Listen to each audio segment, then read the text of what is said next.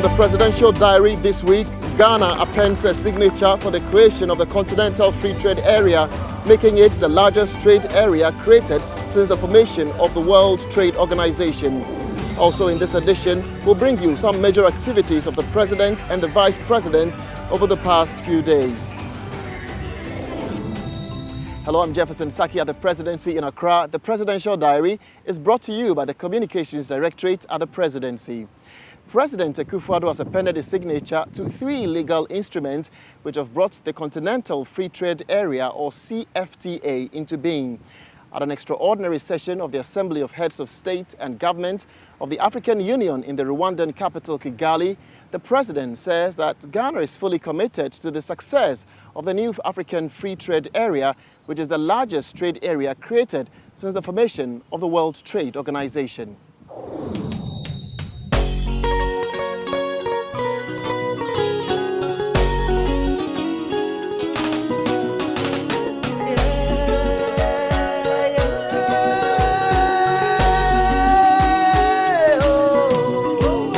President Akufo-Addo arrived in the Rwandan capital Kigali for the first time as President of Ghana. To append his signature to a new trade bloc, he had on different occasions expressed optimism of its changing the economic fortunes of the continent.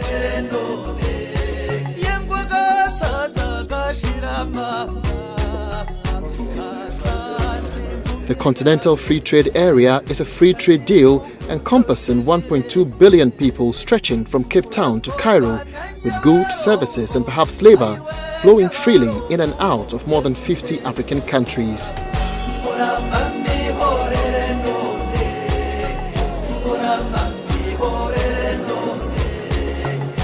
The new deal is expected to boost trade between African countries and will be instrumental in moving the whole continent away from the narrative of simply being a place where the powerhouse economies of the West and East come to get their raw materials.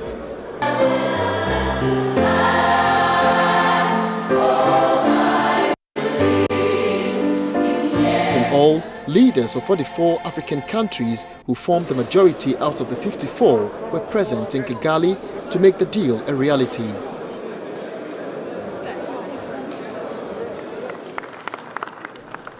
One after the other, President Akufo-Addo and his colleagues appended their signatures to the formation of the historic trade bloc. The free movement of persons, right of residence and right of establishment. President Paul Kagame of Rwanda, the new AU chair, applauded the efforts of his colleagues in making the Continental Free Trade Area a reality. I thank the leaders of fellow member states for once again according Rwanda the honor to serve as your host. With Africa's population set to reach some 2 billion people in 20 years' time, President Akufo-Addo noted that the African common markets present immense opportunities to bring prosperity to the continent with hard work, enterprise and creativity. Hence the importance of the success of the Continental Free Trade Area. It is hoped that the deal will come into force within 6 months and increase prosperity for 1.2 billion Africans. Before the President's departure to Rwanda, he said that government will mobilize whatever assistance it can to enable the Ghana police provide the Ghanaian people with the kind of service they deserve in the area of security. He noted that the aim of his administration is to strengthen the police and make it an efficient and robust force, whose emphasis will be on proactive and preventive policing.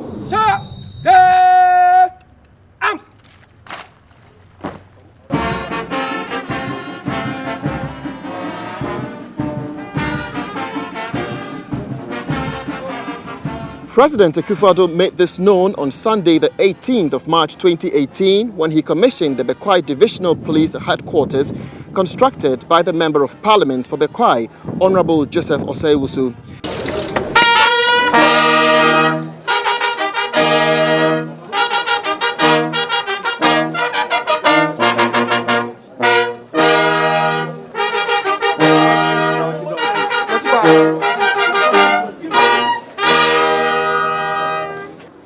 With the issue of law and order being particularly important at this time, President Akufo-Addo stated that it is vital that the executive should offer its full support to the police to allow it to perform its duty in maintaining law and order. The new BEKWAI Divisional Police Headquarters is the second building constructed for the police in BEKWAI and will serve the people of Amansie West, Amansie Central, BEKWAI, Bosome Frehon and Fomena. The president also urged residents to cooperate with the police and give them maximum backing in the discharge of their duties. Ladies and gentlemen, the most essential things for a nation are the peace and safety of its people and its territorial integrity. It is when these are guaranteed that citizens can go about their normal lives in security and try to improve upon the quality of their circumstances. We all sleep feeling protected when the men and women of the police service work to keep our nation, our communities, and our streets safe.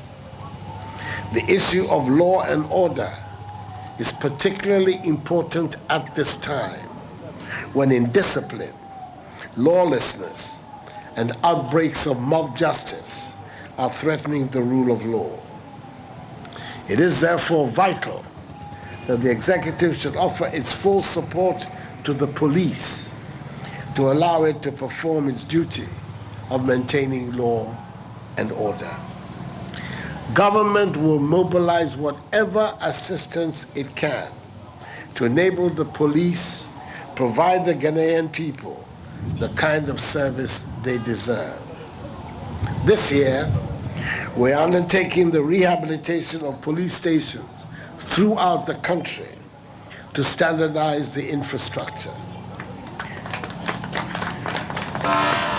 Our aim is to strengthen the police, fashioning it into an honest, disciplined, efficient, and robust force whose emphasis will be on proactive and preventive policing rather than reactive. In addition to recruiting some 4,000 more police officers this year, negotiations have just been completed for the rollout of Phase 2 of the Alpha project, which involves the deployment of a total of 8,700 CCTV cameras across all the districts, with 3 command centers in Accra, Kumasi, and Tamale. To equip the police better, at least 1,000 new vehicles are being procured for the police this year. Already, 200 pickup vehicles have been allocated under Operation Calm Life, with 200 saloon vehicles to be delivered soon, with more to come. Resources have been allocated for police kits, protective gear, and adequate quantities of other essential equipment. On their part, we insist that the police should pay particular attention to the proper maintenance of these equipment and facilities. In concluding, it is my hope and expectation that the police in this division will enhance their engagement with the communities they serve, because that is a more sustainable way of reducing crime. Residents must also cooperate with the police and give them maximum backing in the discharge of their duties. When the community and police work together, we can be assured of our safety and security. And then we can channel all our energies and resources into building a prosperous and progressive nation. I'm confident that with the citizenry and police joined together at the front line in the fight against crime, we can help establish an orderly society governed by the rule of law. Thank you, and may God bless us all in our homeland, Ghana, and make her great and strong.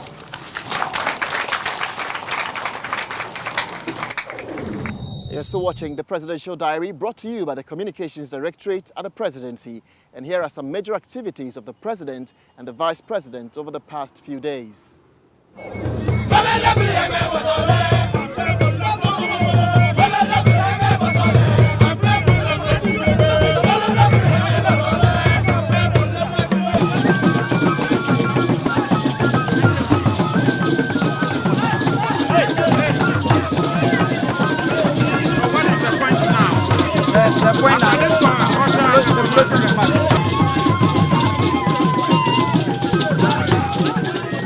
On Saturday, the 17th of March 2018, Vice President Dr. Mahmoud Bawumia joined the chiefs and people of the Tumu traditional area for the celebration of their annual festival. There was a rich display of various cultures of the people of the Sisala land. In recognition of the fulfillment of his promises, the chiefs and people of Tumu traditional area honored President Akufo-Addo with the title Nandom Tenge, meaning true friend. While delivering a speech on behalf of the President of the Republic, the Vice President disclosed that a total of 570 dams are to be constructed in the 3 regions in the north this year as part of Government Manifesto Pledge. Dr. Bawumia, the Vice President, admonished the chiefs and people of Sisala land on the need to live in peace and harmony with one another.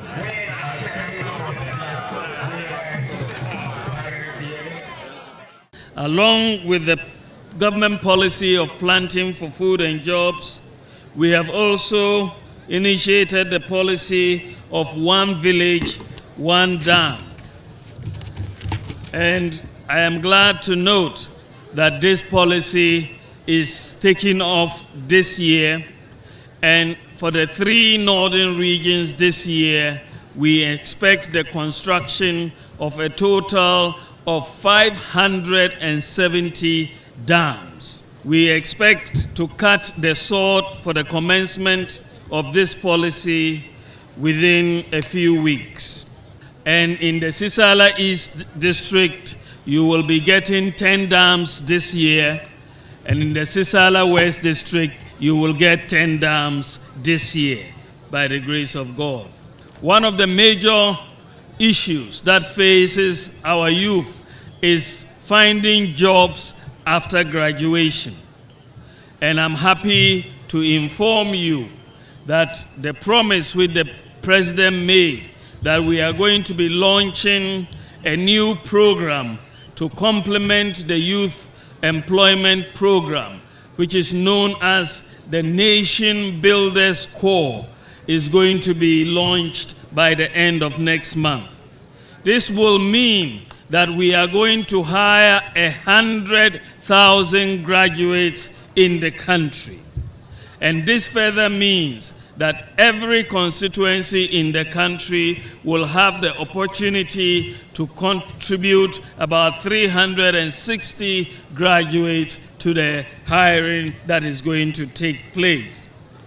Chairman, distinguished ladies and gentlemen, I'm aware of the contribution of farmers in the Tumu traditional area to the production of cotton and the textile industry in Ghana, especially the establishment of the cotton ginnery at Tumu.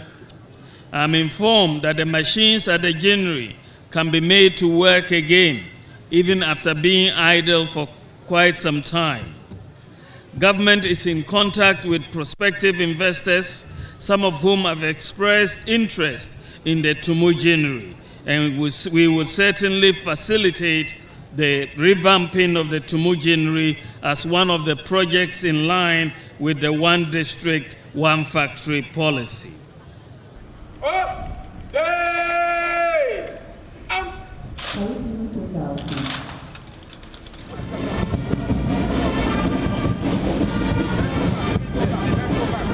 Meanwhile, earlier on the 12th of March 2018, the Vice President also commissioned the Security Services Housing Project Phase 2 of the Eastern Naval Command at Tema.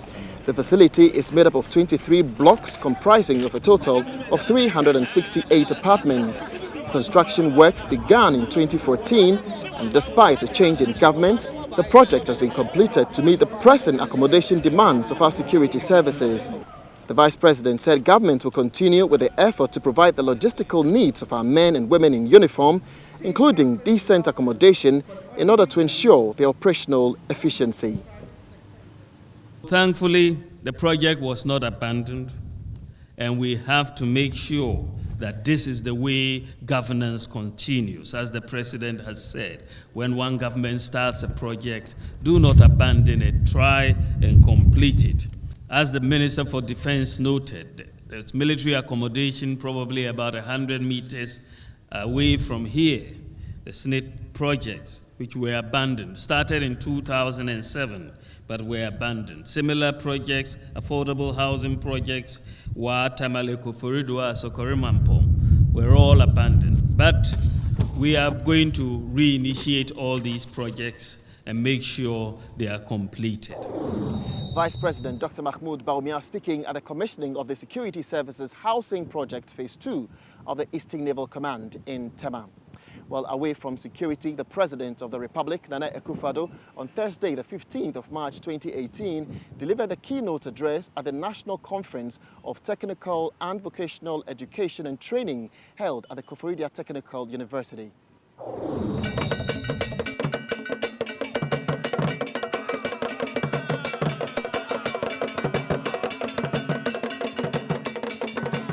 The President inspected some technical works by students on display at the conference. Addressing the conference, President Akufo-Addo said his government is to expand technical and vocational opportunities at both secondary and tertiary levels, and thereby strengthen the linkages between education and industry, as well as to empower young people to deploy their skills to employ themselves and others. He emphasized that government is paying critical attention to technical and vocational training in the country.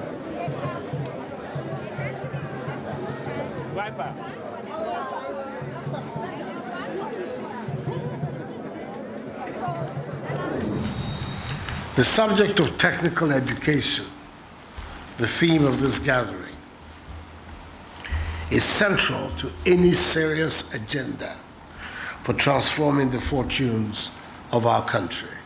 So I had to come.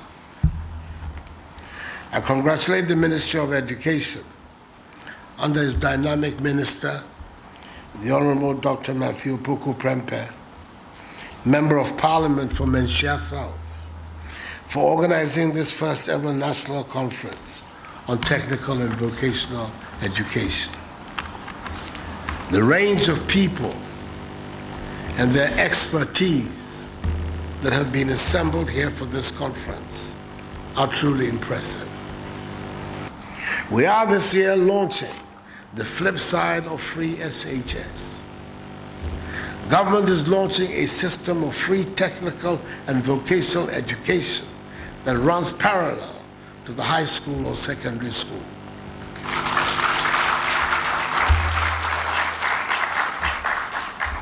We are aiming to provide our young people with technical and vocational skills at both the secondary and tertiary sectors of education to enable graduates employ themselves and employ others after their training.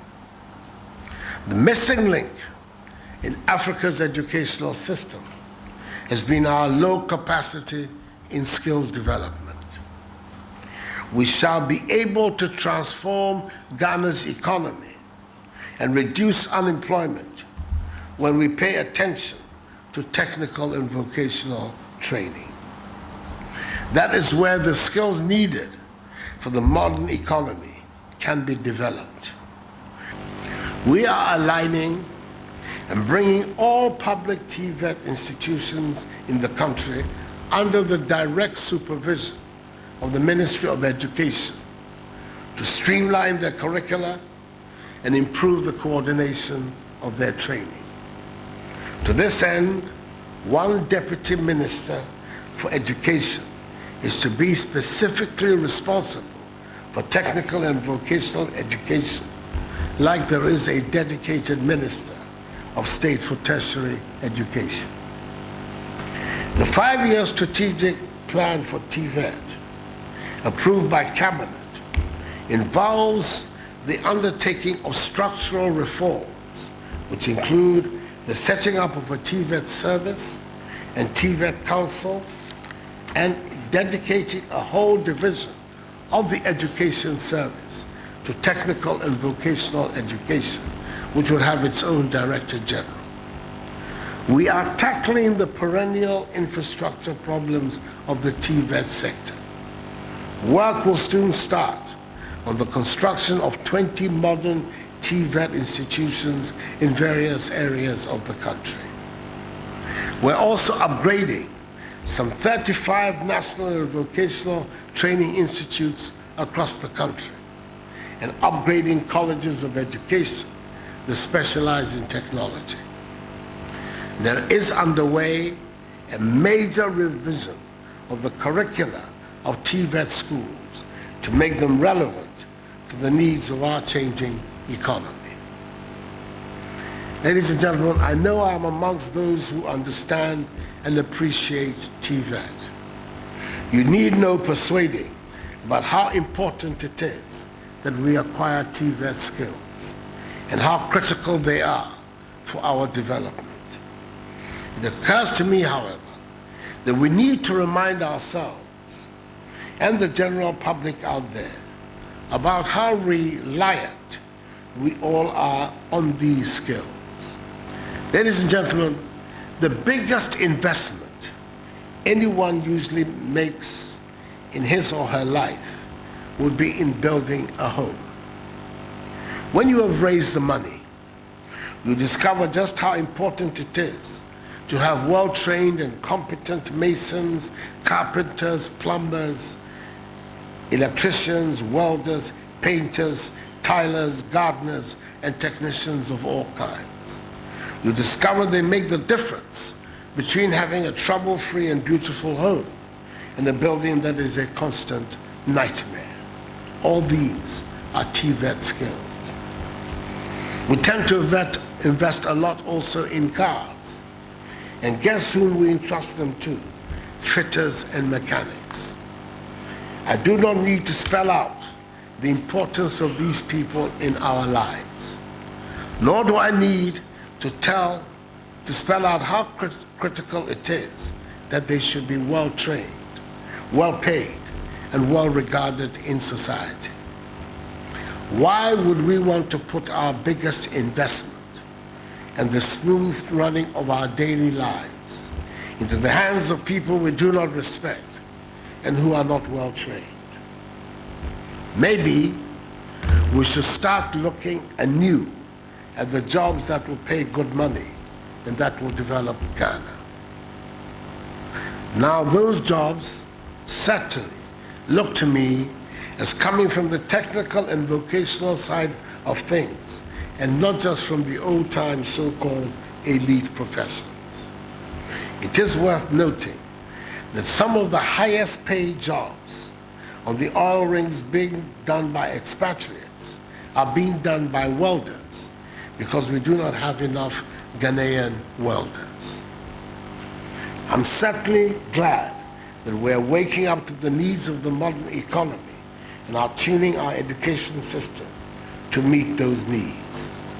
One of the weak links in the system that has undermined science and technical education in our country has been the teaching of mathematics. The NPP manifesto identified this problem, and I'm glad to be assured that the Ministry of Education has set to work to revamp the mathematics curriculum to cure the mischief. I'm looking forward to our demystifying the subject and changing Ghana into a mathematics-friendly nation to serve as the bedrock from which we shall take off to bridge the technology gap. We are determined to strengthen our economy, and the current positive macroeconomic signals are clear. A rapid improvement in our skills development will quicken the pace of translating these signals into jobs and better quality of living. The success of the government's flagship program, One District, One Factory, a program government will fulfill, for example, is very much tied to the availability of the type of skilled workforce that TVET produces. Your work is cut out as you continue this national dialogue on the best strategies needed to transform Ghana's national vision on technical education into reality. Ladies and gentlemen, maybe I should end on another example that illustrates the role and importance of technical and vocational skills in our lives. Take these fabrics that I wear. In the past 14 months, I doubt that anything else that I have done has attracted as much attention and comment or generated as much emulation. I didn't intend to start a fashion trend. My tailors were obviously one step ahead of me.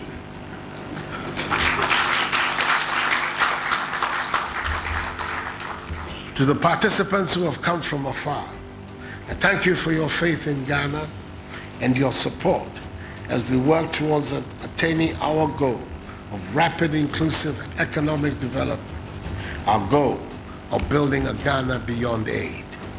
Do enjoy Ghana, a big Akwaba. May God bless us all in our homeland Ghana and make her great and strong. I thank you all for your attention.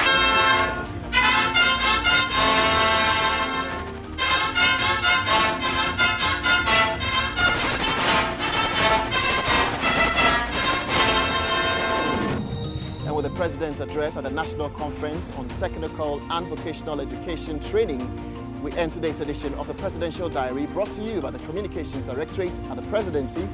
As usual, log on to www.presidency.gov.gh and the other social media platforms, Facebook, Twitter, as well as Instagram for more updates. I'm Jefferson Saki. See you next week.